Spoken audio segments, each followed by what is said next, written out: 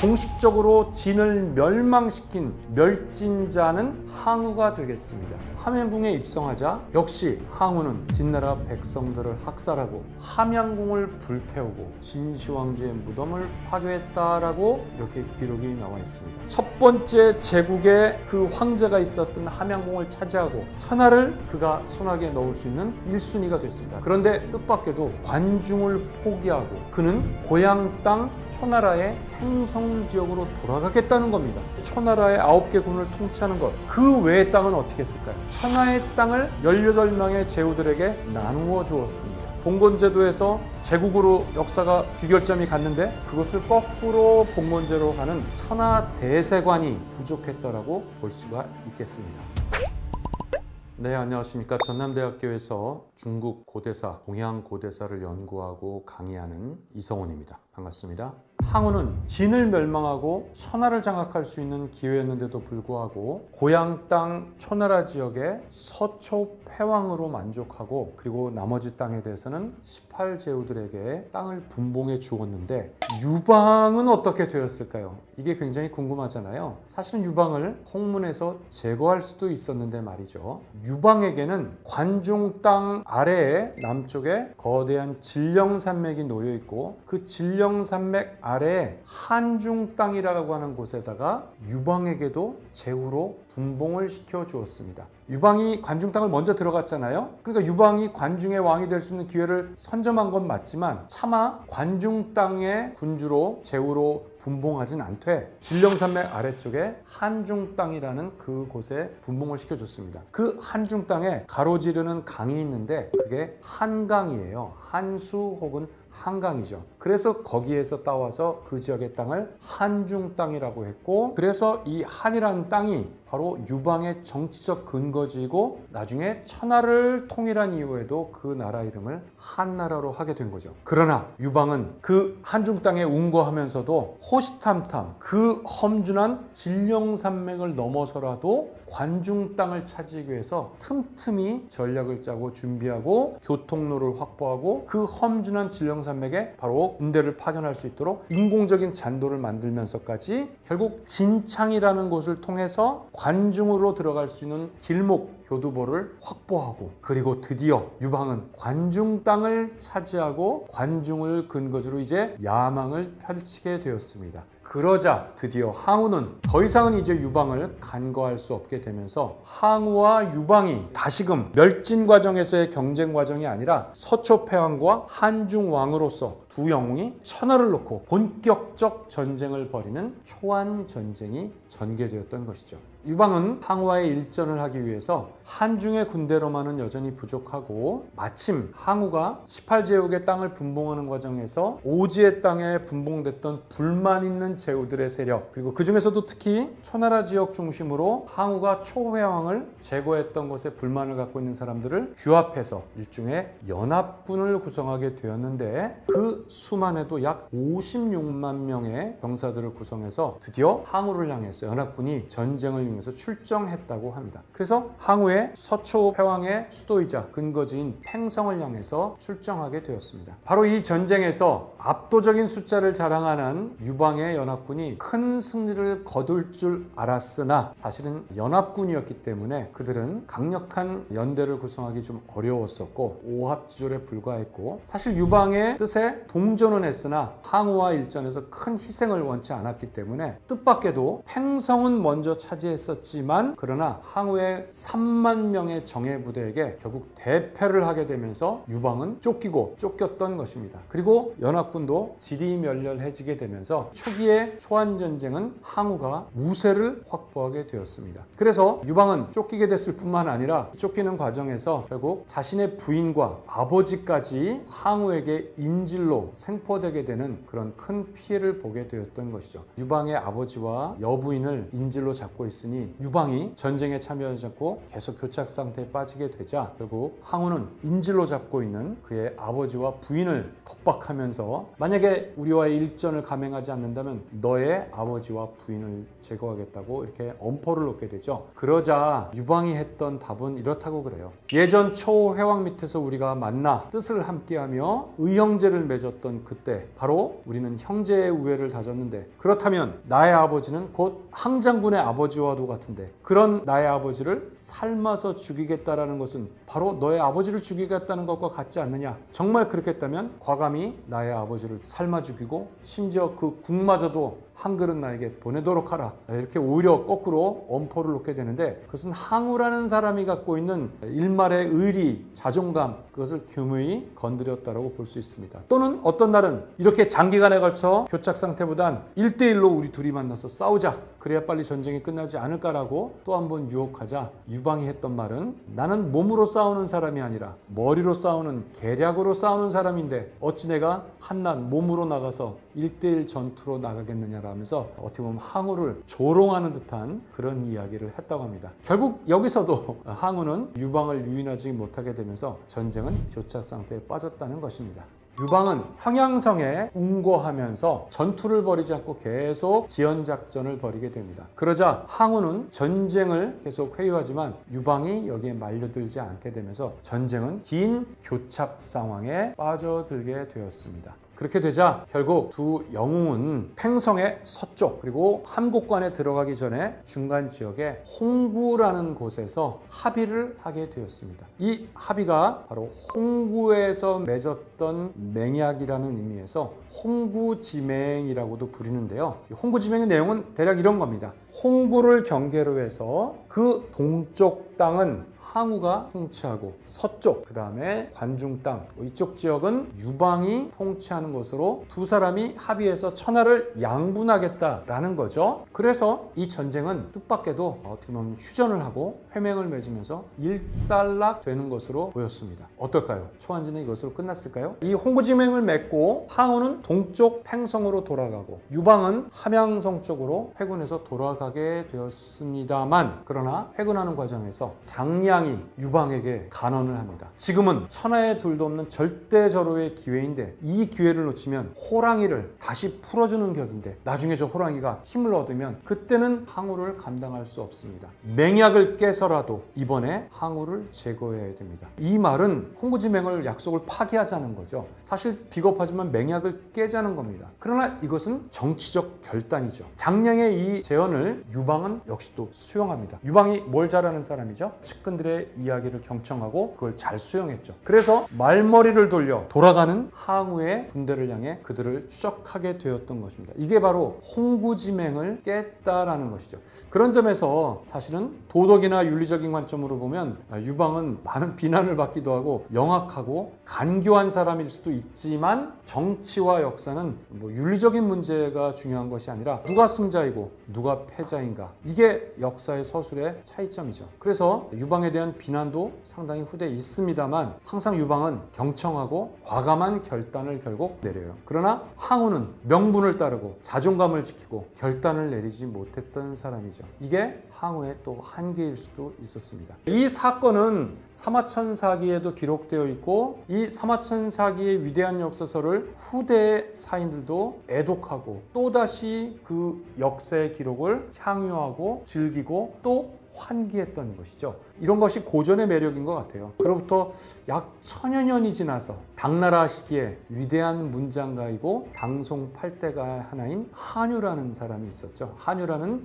문인이자 시인이 당나라 때 이 홍구 지역을 마침 지나게 되었나 봅니다. 그래서 홍구를 지나자 뭐가 떠올랐겠어요? 아, 이 홍구 맞아. 1000년 전 이곳에서 두 영웅이 천하쟁패를 다투고 여기서 맹약을 맺었던 여기가 바로 홍구였지. 그러면서 한유는 이 홍구에서 한 편의 시를 짓게 되었습니다. 이것이 과홍구, 즉 홍구를 지나며 라는 그런 시였습니다. 그 시의 내용은 이런 내용입니다. 용과 호랑이가 싸우다 지쳐 이제 전쟁을 멈췄으니. 네, 용과 호랑이가 누구죠? 항우와 유방을 용호에 비유한 거죠.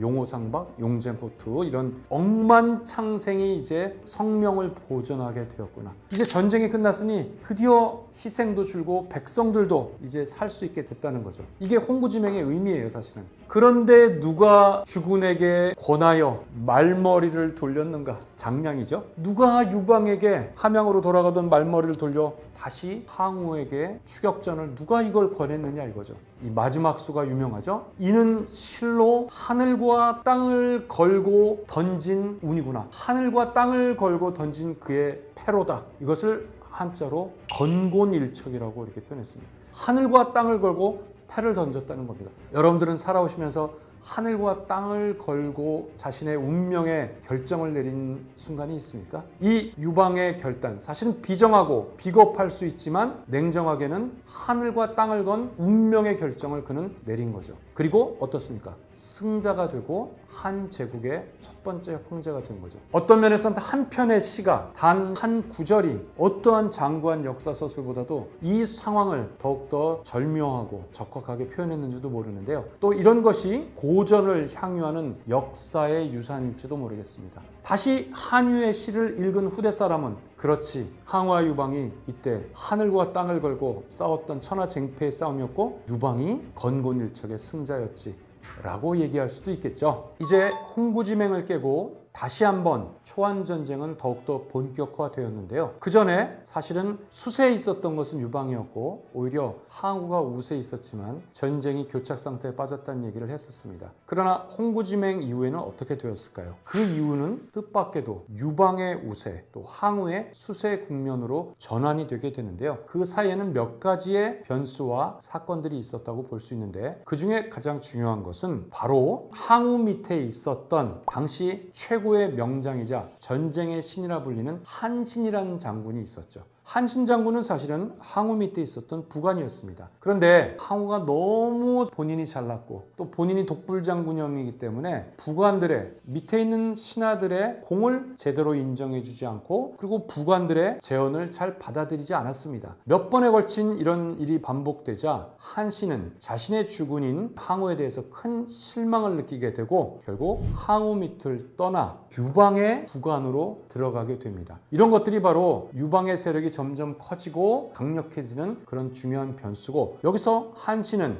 마지막 항우와의 전쟁에 수많은 전공을 세우게 된 거죠. 특히 그 가운데서도 조나라 지역에서 전공을 세웠던 유명한 일종의 전술로는 사실은 바람직하지 않은 전술이고 누가 봐도 잘못된 전술인 배수진, 강물을 뒤쪽에 치고 전쟁한다는 것은 지정학적으로 전략상 매우 불리한 건데 일부러 한신은 배수진을 치고 그 배수진의 패착을 얕잡아 본 조나라 왕의 출병과 전투에 유인하게 되면서 승리로 이끌게 됐던 것이죠. 배수진이 곧 훌륭한 전술이 아니라 잘못된 전술인 것처럼 꾸며내면서 오히려 적을 유인해가지고 승리를 거뒀던 그 외에도 유방은 특히 항우의 책사인 범증과 항우를 이간질시켜서 흔히 반간계라고 하는 것이죠. 그 이간질하는 방법은 이랬다고 합니다. 항우가 사신을 유방에게 보냈는데요. 아마도 전쟁이 교착 상황에 빠지고 그런 상황에서 보내게 되는데 유방이 항우가 보낸 사신을 성대하게 산의 진미에 음식을 준비해서 대접을 예우를 갖춰서 해줬다고 합니다. 그러다가 항우가 보낸 사신을 유심히 얼굴을 보다가 그대는 지금 보니 범증이 보낸 사신이 아니라 항우가 보낸 사신이었다 이러면서 나는 범증이 보낸 줄 알았다고 하면서 대접했던 음식들을 중요한 산의 진미를 다 빼고 아주 푸대접을 하면서 그 사신을 맞이했다고 합니다. 거짓으로 꾸민 거겠죠. 그러자 그 사신이 굉장히 푸대접을 받고 돌아가서 항우에게 그런 소상한 사정을 얘기하자 항우는 범증이 자기의 명령도 없이 그 사이에 임의적으로 사신도 보내고 그리고 유방과 내통한 것은 아닌가라고 의심을 사게 됐다라는 것입니다. 이 작전을 써서 항우가 범증 범증을 의심을 하게 되고 그것을 알게 된 범증이 미련 없이 떠나도록 어린아이와도 같았다고 생각했던 항우를 떠나 고향으로 낙향하게 되는, 낙향하는 과정에서 범증도 죽음을 맞게 됐는데요. 이제 그나마 하나의 두려운 존재였던 책사 범증마저 제거하게 되면서 점점 국면은 유방에게 유리하게 되었던 것입니다. 이렇게 해서 홍구지맹의 맹약을 깨고 유방이 항우를 추적하게 되고 또 여기에서도 한신에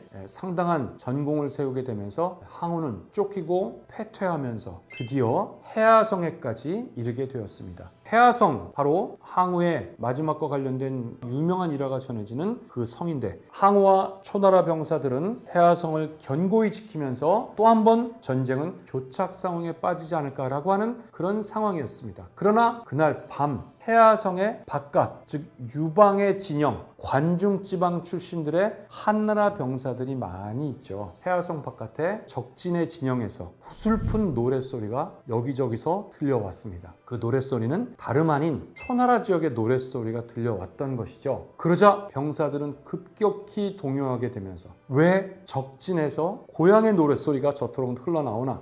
혹시 우리 고향 땅은 한나라 군들에게 의해서 함락됐나? 우리들의 처자식은 어떻게 되었던 것인가? 굉장히 심리적으로 동요했다는 것인데요. 이것은 아마도 전쟁사가들이 말하는 고도의 심리전술일 수도 있다고 하는데, 이것을 사마천 사기에서는 해하성 사방에서 들려오는 초나라의 노랫소리라고 해서 사면초가라는 고사성어의 기원이 되고 있습니다. 가장 이러지도 저러지도 못하는 위기의 봉착 상황, 우리는 이것을 오늘 사면초가라고 하는데요. 어떻게 노래 하나가 이토록 전세를 극적으로 전환시킬 수 있었을까? 참 마법 같은 힘일지도 모르지만 이 절묘한 순간을 사마천은 역사사실일 수도 있고 메타포일 수도 있겠지만 심리적으로 동요된 초나라의 상황을 노래로 유방이 승리의 중요한 우위를 확보하게 됐다. 참 뜻밖이죠. 그 노랫소리가 들리자 초나라 병사들이 급거 성을 도망가고 탈출하고 고향으로 막 돌아가는 병사들이 속출했다는 것입니다.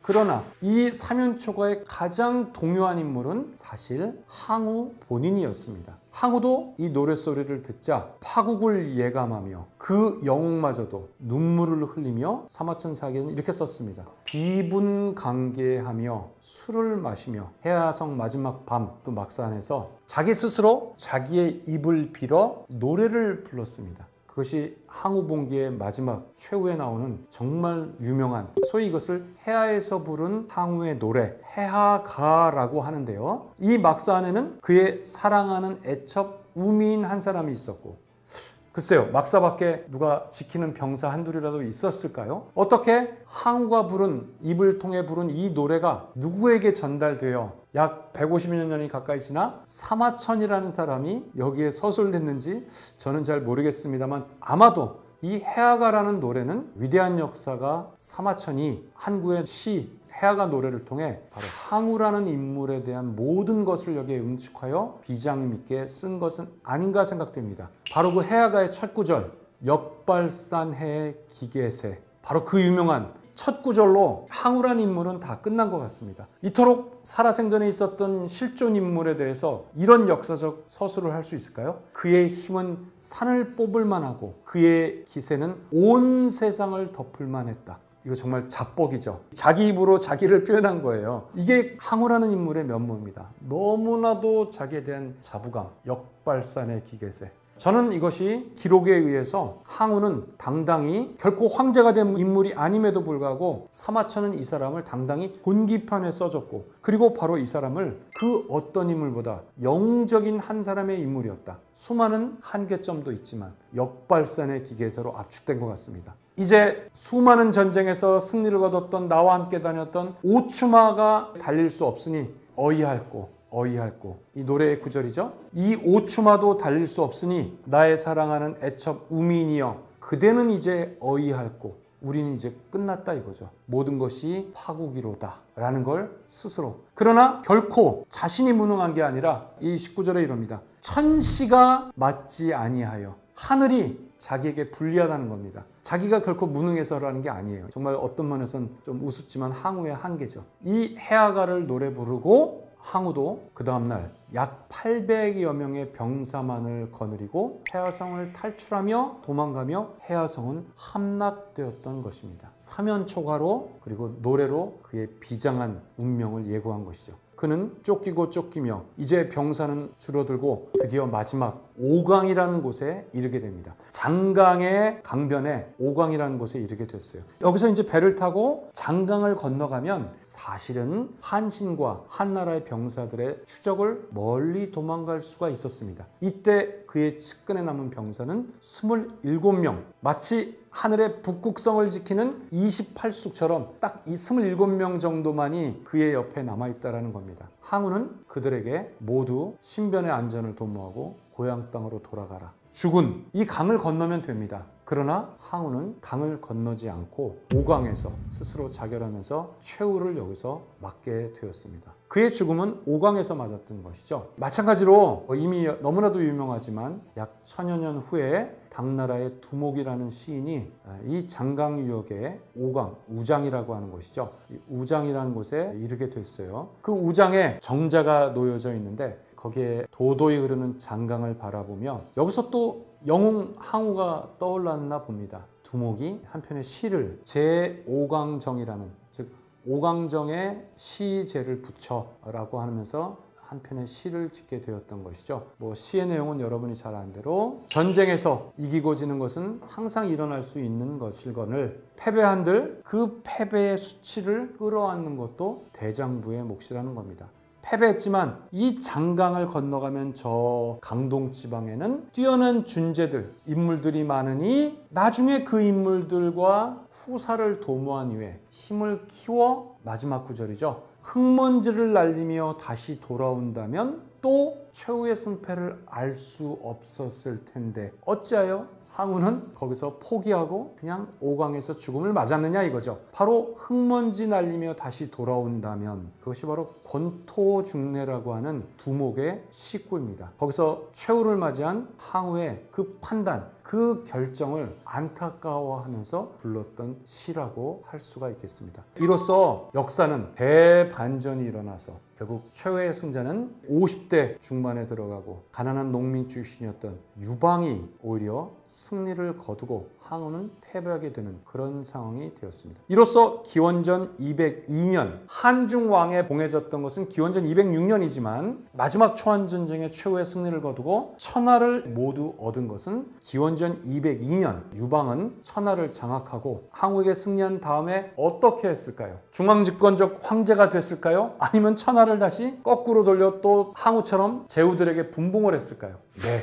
유방은 천하 일통을 이루되 잠시 과도기적으로 절충을 했습니다. 그래서 동쪽 땅의 일부는 자신의 유씨 일족과 공신들에게 나눠주고 그리고 상당한 부분의 관중 전체 지역은 자신이 직접 중앙집권으로 황제로서 통치하는 봉건제와 군현제를 절충을 했었던 이것을 군국제라고 하는데요. 한나라 초기의 일종의 과도기적인 임시방편적인 것이었습니다. 왜냐? 유방이 원래 뜻한 것은 결국은 진시황제와도 같은 천하 통일이 목적이었습니다. 그러나 수많은 공을 세운 저작거리에서부터 목숨을 걸고 자신을 지켰던 공신 집단, 개국 공신들이죠. 그들의 공을 인정해서 일부는 제후로 봉해주었습니다만 유방은 항우와 다르게 자신이 첫 번째 황제로 통치했던 그 통치 기간 동안 자신의 손발이 됐었던 공신과 일족들을 하나 둘 척결하고 숙청해 나갔습니다. 이것도 좀 비정하지만 유방이라는 사람의 정치적인 결단입니다.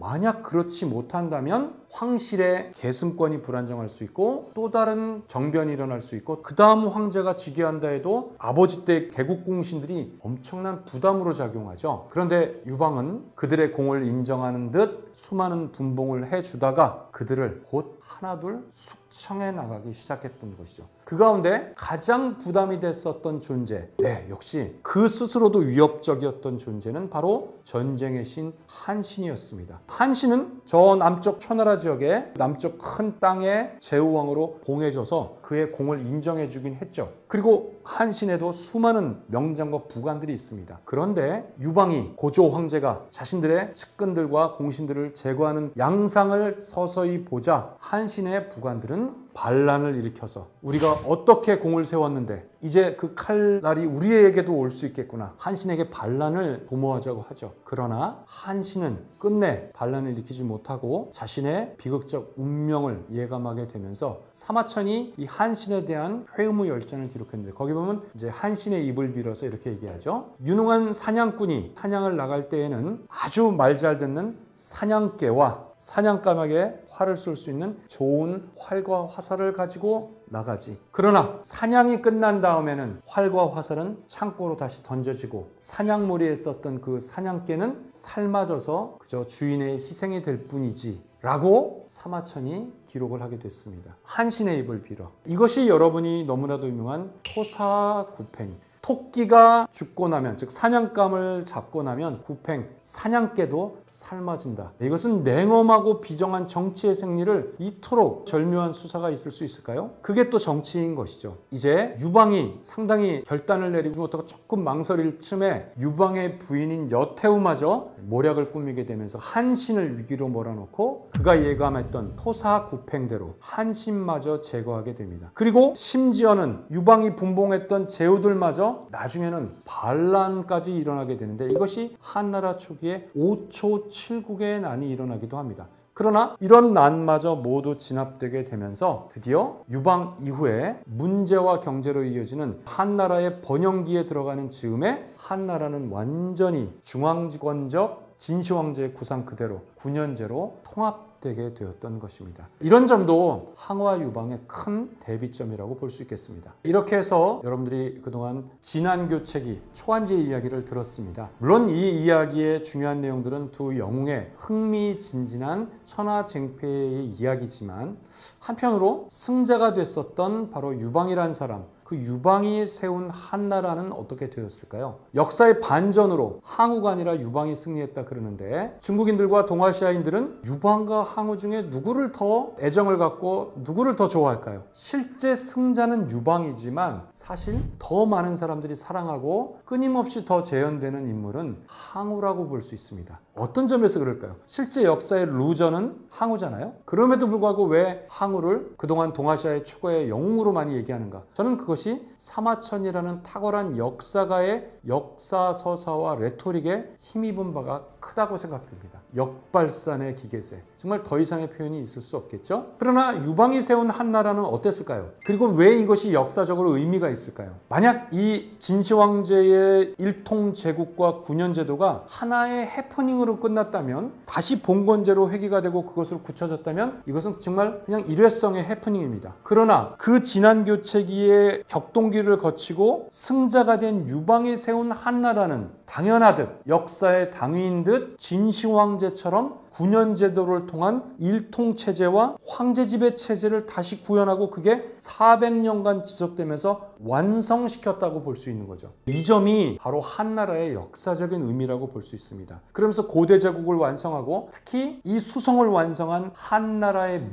문제 경제도 뛰어났지만 뛰어난 황제들이 연이어 등장하다가 한 무제 시기에 이르러 바로 한 제국은 번영의 정점에 이르게 되고 수많은 내정과 또 대외적 팽창을 하게 되면서 서쪽으로는 흉노를 드디어 몰아내고 하서회랑의 실크로드의 중요한 거점 오아시스 도시를 장악하게 되면서 드디어 그 유명한 동서교역로를 중국이 처음으로 인식하고 확보하게 된 거라고 볼 수 있습니다. 바로 중개교육의 이점을 장악하고 저 남쪽에 남월 지역 그리고 심지어는 동쪽 요동 지역으로까지 진출해서 당시의 조선과도 충돌하게 되고 일부 낙랑군에 설치까지 하게 되면서 대외적 팽창 그리고 재정의 확보 그리고 수많은 그런 내정 개혁을 하게 되면서 안정기와 번영기에 들어가게 되면서 한무제는 국가의 최고의 교육기관인 태학을 설치하고 이 태학의 일종의 국정교과서 같은 중요한 교육과정의 텍스트를 육아의 경전인 바로 오경, 시경, 서경, 역경, 예기춘추의 교과서를 선정하고 교과서의 전문가인 박사들을 초치해서 오경 박사라 그러죠. 이 선생님들을 모셔다가 자제들을 가르치면서 능력 있는 관료들을 배출하는 리크루트를 만들게 되고 국가의 지배 이념을 육아 이념을 중심으로 다시 재정립하게 되었다고 볼 수 있습니다. 이것은 법가 중심이었던 진나라 시대와는 좀 다르게 법을 포기한 게 아니에요. 냉정한 법률도 운영하지만 또 유연하고 자발적이고 자연스럽게 백성의 충성을 도모할 수 있는 관습법적이지만 육아적인 바로 예치의 방법까지 겸용하는, 이것을 학자들은 한나라의 내법 외형, 내적으로는 법과를 하지만 외적으로는 육아적인 방법을 병용했다. 이 방법은 이후 2000년간 역대 왕조가 통치의 방법으로 운영했다고 볼 수 있습니다. 네, 여러 가지 면에서 결국 한나라는 중요한 중국의 문화의 여러 가지 아이덴티티, 또 오리진과 정체성을 부여함으로써 한이라는 것은 오늘날 중국인들에게 가장 자부하는 자신들의 민족, 문자, 언어, 그 문화의 기본으로 많이 생각하게 된 거죠. 물론 진도 있지만 또 후대 중세의 당제국도 있지만 한을 일단 그 시원으로 많이 삼고 있는 것 같습니다. 네, 이러한 초안지의 이야기에 아까 말씀드린 대로 실제 승자는 분명히 유방이었다고 볼 수 있죠. 유방은 냉정한 승자이고 전략가이고 심지어는 비굴할지언정 자신의 목적을 위해서는 수단 방법을 가리지 않고 또 그를 위해선 한 개인의 역량은 부족해도 수많은 주변의 부관들과 책사들의 의견을 존중하면서 일종의 집단적 지성과 집단적 능력을 통해서 한 사람의 영웅 항우의 승리를 거뒀다고 볼 수 있습니다. 그런데 왜 그토록 많은 사람들은 자꾸 항우를 회자하고 항우의 이야기를 다시 재현할까? 사실은 역사의 승자에 주목하는 게 대부분의 이야기이기도 하죠. 그런데도 왜 이례적으로 이토록 항우에게 많은 관심을 가질까? 그것은 거듭 말하지만 바로 위대한 역사서 사기의 사마천이 어떠한 챕터보다도 어떠한 본기세가 열전보다도 항우라는 사람의 이야기를 굉장한 공을 들여서 흥미진진하고 가장 매력적인 문학적 서사를 동원해가지고 항우라는 인물을 써주게 되었습니다. 그래서 그 내용을 읽어보면 너무나도 그 이야기에 흠뻑 사람들은 몰입이 되고 매력적으로 느끼고, 그리고 그 거대했던 역발산의 영웅이 마지막 너무 뜻밖이지만 폐하에서 쫓기고 눈물을 흘리면서 어떻게 보면 좀 찌질한 모습일지도 모르지만 거기에서 최후를 맞고, 특히 그 노래에서 나의 사랑하는 우미인 너는 이제 어이할꼬라고 노래를 부르는데, 사마천 사기에서는 애첩인 우미인의 그 다음 폐하의 밤 이후의 이야기는 사실 더 이상 없습니다. 그러나 항우의 마지막 도망가는 상황에서도 우미는 보이지 않아요. 우미는 어떻게 됐을까? 사마천 사기엔 기록되지 않지만 호사가들은 거기에서 더욱더 스토리를 부과하고 바로 소설화된 픽션, 초안지나 이런 이야기에서는 그날 밤 해아가에서 항우가 우리들의 마지막 파국을 예감하자 애첩인 우미는 절개를 지키려는 듯 항우의 칼을 뽑아들어 그 마지막 밤 자결했을 것이다. 이렇게 이제 이야기는 전개가 됐던 것이죠. 그래서 그 해아의 밤에서의 그 모티브를 가장 많은 사람들이 재현하게 되는데, 그거를 수많은 경극이나 소설에서는 패왕별희, 즉 서초 패왕인 항우가 별희,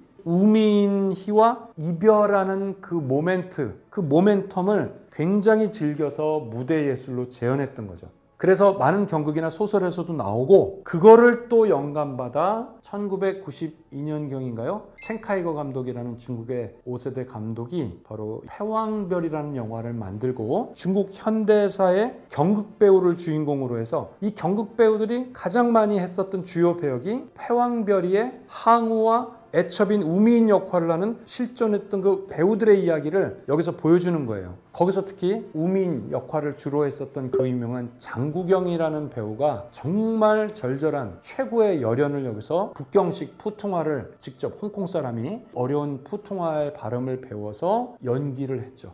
본인의 성적 정체성도 혼동스러워하면서도 상대 배역인 남자 배우를 사랑하면서도 결국 문화대혁명식의 경극 배우들이 반봉건에 타겟이 돼서 엄청난 비판을 받고 탄핵을 받고 그런 상황을, 비극적 상황을 겪었던 그 이야기를 하는데, 감독은 이것을 항우와 또 우민의 이야기로 액자 소설화된 또 하나의 스토리를 거기에 담았는데, 그래서 더욱 패왕별이가 유명하게 되면서 수많은 사람들에게 다시 한번 항우의 이야기가 우리들에게 비장하게 다가오게 되었던 것이죠. 개인적으로 항우와 유방 중에 누구를 더 좋아하느냐? 사실 뭐 이게 어떤 정답을 내리기는 어려운데요. 역사가로서 저는 그 실존성에 더 가까운 면을 보는 입장이다 보니까 사실은 저는 승자이자 유연하게 대처했었던, 그리고 농민에서 황제까지 입지전적으로 성장하면서 승리했던 유방에게 저는 더 매력을 느끼고 더 흥미를 갖고 개인적으로 뭐 좋아한다면 더 좋아합니다. 그리고 역사적으로 더 제가 연구의 대상으로 저작거리에서 시작했던 그의 정치적 저력이나 인적 네트워크에 관심을 갖고 실제 뭐 논문으로도 구상하고 있는 인물은 유망입니다. 다만 그럼에도 항우를, 그 루저를 왜 그토록 많은 사람들이 항우를 좋아하는가란 그 문화사적인 의미, 그것은 필시 바로 사마천사기, 그리고 사마천이라는 위대한 역사가의 서술이 그 점은 그 점대로 저는 너무 크게 굉장히 관심을 가지면서 사학사적 의미에서 사마천사기의 항우봉기의 서술을 매우 흥미있게 관심을 갖고 있는 편이기도 합니다.